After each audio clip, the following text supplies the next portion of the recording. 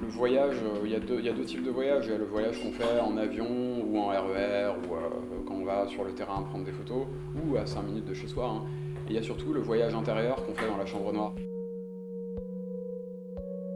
ITAC, c'est un lieu hybride qui est à la fois un lieu de production pour les artistes qui réalisent eux-mêmes leur tirage argentique en noir et blanc et également un lieu d'exposition. ITAC dispose de deux postes de travail pour le noir et blanc, donc permet à deux photographes de travailler simultanément sur leur tirage. ITAC est une initiative parmi d'autres qui permet aux photographes de sortir un peu de l'isolement et de la solitude qui caractérise souvent la profession de photographe. C'est aussi un lieu qui se veut ouvert sur le monde, hein. C'est pour ça que j'ai choisi ce nom d'ITAC qui pour moi évoque celui bien sûr d'une sorte de havre de paix, d'une île qu'on trouve, que le photographe voyageur trouve après moult pérégrinations et voyages dans des contrées lointaines et pas forcément très stables. Donc derrière ITAC, il y a cette idée de stabilité, cette idée d'ancrage, mais aussi l'idée d'interface et de port et d'échange avec l'étranger. ITAC, en fait, c'est une scène de théâtre pour une machine. C'est comme si l'agrandisseur, le Durst CLS 2025, là, qu'on peut voir depuis la rue, il fonctionne un peu comme une sorte, pour moi, d'hôtel, hein. C'est-à-dire que c'est ce qu'on appelle, pardonnez-moi l'anglicisme, mais le backstage est devenu le front stage. Ça aussi, c'est une idée centrale d'ITAC.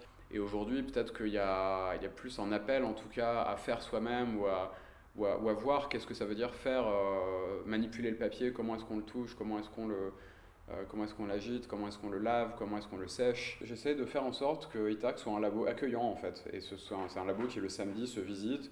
N'importe qui peut venir le samedi à ITAC les rideaux sont ouverts en grand et on peut voir un véritable laboratoire où on fait vraiment des photos et ça permet, je pense, aux gens ouais, de se représenter peut-être dans des termes plus concrets. Qu'est-ce que c'est que développer ces photos? Qu'est-ce que c'est qu'une chambre noire? ITAC considère que la photographie, c'est un prétexte aussi pour autre chose. C'est un prétexte pour rapprocher les gens. C'est pour ça qu'on essaye d'organiser des ateliers photo à destination de jeunes des quartiers populaires qui, en théorie, visitent assez peu des quartiers comme le Marais et pour qui le monde des galeries d'art et des chambres noires est quelque chose d'assez abstrait. En fait, en photographie, il y a beaucoup d'expérimentation, il y a beaucoup d'erreurs. Et souvent, les trucs les plus intéressants, ils naissent des erreurs, comme dans la vie en fait. Et tu vois, malheureusement, à une époque où paradoxalement on nous incite à rester confinés et de plus en plus à nous retrancher en fait. Et moi, c'est vrai que là-dessus, je prends le contre-pied dans mon époque. J'ai pas envie de me retrancher, j'ai pas envie de me. Même si la chambre noire, quelque part, c'est un endroit un peu confiné, mais Itac, c'est une chambre noire qui est ouverte sur le monde.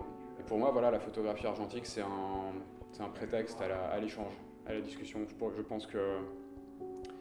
pense que l'art n'est pas une fin en soi. Ouais, je pense que c'est un moyen pour que les gens échangent et peut-être se comprennent mieux plutôt que se chamailler ou se faire la guerre.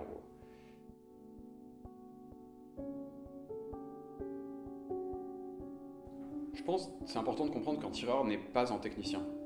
Un tireur n'est pas un exécutant, il n'est pas question d'aller dire au tireur, alors là tu vas faire exactement ça. Tu vas faire les contrastes comme ci ou les densités comme ça. Je pense que, enfin, travailler comme ça a vraiment pas d'intérêt. Je pense que les tireurs, ce sont vraiment des personnes qui sont évidemment des techniciens hors pair, mais qui ont vraiment une sensibilité et qui ont une vision, et c'est pour ça qu'il faut aller les voir. On va pas les voir juste parce qu'ils ont une grande machine ou qu'ils peuvent faire certains formats. Enfin, je pense qu'aller les voir simplement pour ça a pas d'intérêt. Ouais, le geste artistique, c'est vrai que c'est un mot qui revient souvent. Moi, je sais pas. Moi, je pense que c'est surtout la notion de soin qui est importante. C'est pas la notion de geste, c'est la notion de faire les choses avec soin. C'est la notion de bien mesurer, de bien noter, de bien laver le papier, de bien laver le matériel, de faire les choses avec soin, ouais. Est-ce que moi, si j'agite mon bac très fort ou si j'agite mon bac fort, est-ce que c'est un geste artistique? Est-ce que ma main qui se déplace sur le papier? C'est vrai que oui, les maquillages, oui, il y a quand même une notion de geste artistique. C'est vrai que c'est un équilibre du maquillage qui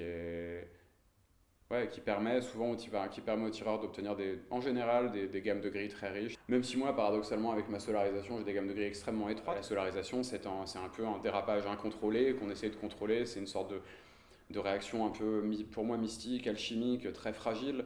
Mais ouais, le geste artistique, il est là, il est ouais, dans le retenir la lumière et la faire venir. Et véritablement écrire avec la lumière.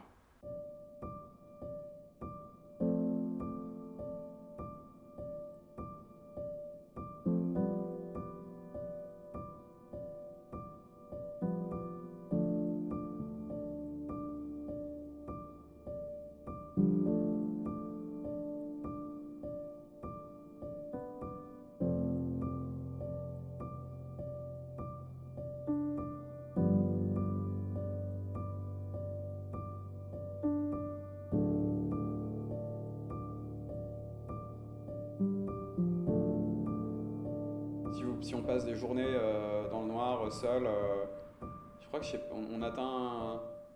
C'est curieux, mais il y a une forme d'introspection clairement à passer beaucoup de temps debout dans le noir.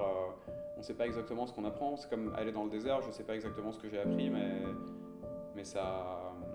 C'est pas quelque chose qui apporte des réponses en fait, mais c'est une expérience, la chambre noire.